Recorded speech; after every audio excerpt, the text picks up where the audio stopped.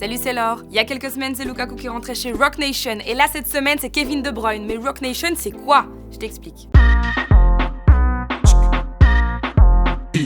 Roc Nation, c'est une société américaine créée en 2008 par Jay-Z lorsqu'il a quitté Def Jam. La première vocation de Roc Nation, c'est un label musical, mais ils ont bien diversifié leurs activités. Et pour la petite histoire, le premier artiste signé chez Roc Nation, c'est J. Cole. Depuis sa création en 2018, Roc Nation est devenue la société d'entertainment par excellence.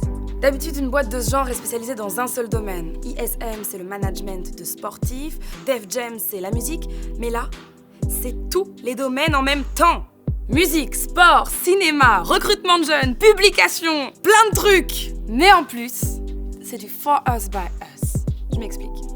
C'est un rappeur qui est derrière tout ça. Un rappeur, c'est Jay-Z, il connaît le problème de l'intérieur. C'est-à-dire que le big boss là, il appartient au mouvement urbain.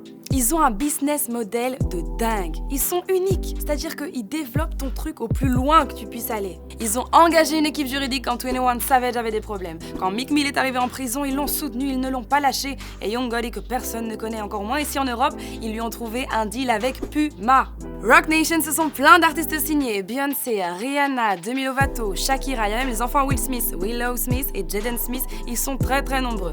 Mais il n'y a pas que des musiciens, il y a aussi des animateurs radio comme moi. Non, je rigole, je suis pas signée là-bas. Mais il y a Angie Martinez et puis il y a Sifa aussi qui présente Hot 97 The Morning Show. Et en avril 2016, Jay-Z lance Roc Nation Sport pour gérer les intérêts des sportifs et des athlètes. Boxe, basket, baseball, foot et football américain. Et c'est dans cette optique qu'ils ont signé en avril dernier notre cher joueur de foot national Romelu Lukaku. Et plus récemment, la semaine dernière, le 20 mars, ils ont signé qui? Kevin De Bruyne. Et qu'est-ce que t'en penses, Kevin? Je sais pas, je m'en bats les couilles. Mais tout n'est pas rose chez Roc Nation, parce que Rita Ora a quitté le label en 2016 en disant qu'on s'était pas assez bien occupé de son projet. Roc Nation fait beaucoup dans l'humanitaire, c'est très important pour eux, ils ont des bonnes valeurs et ils veulent qu'on le sache, alors ils donnent chaque année beaucoup d'argent à des fondations, dont la Kevin Durant Charity, ou encore la Barfoot, ou encore la Sean Carter Foundation, mais ça on comprend pourquoi. Pourquoi d'après toi, Roc Nation Entertainment, la structure américaine par excellence, signe des footballeurs belges? N'hésitez surtout pas à me donner votre avis en commentaire. C'était Laure pour Easy News, on se retrouve demain, ou pas.